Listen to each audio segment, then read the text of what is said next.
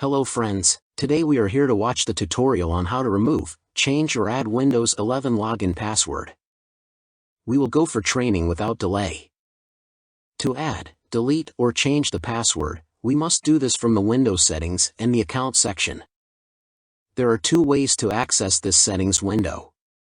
The first method is to right-click on the Windows logo, actually the Start menu button, and click on the Settings option, and then click on the Account option to the sidebar.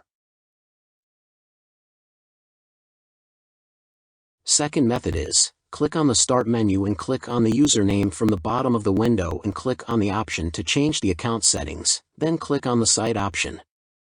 From the Account section, click on Sign-in options. When you click on the password item, you will see the Change button and you have to click on it.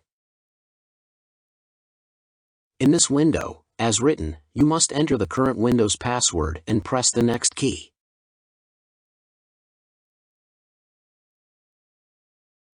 Enter the new password in the first and second fields and enter a word to remember the password in the third field.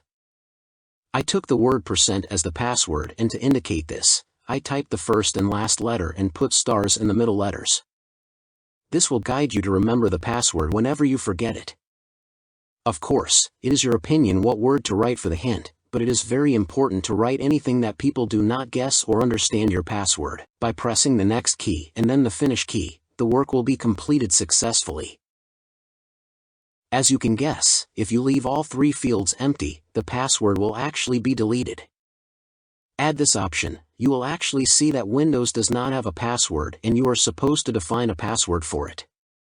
The other steps are exactly the same as before. I hope this tutorial is practical and useful for you. If you like the tutorial, please like the video and subscribe to the channel.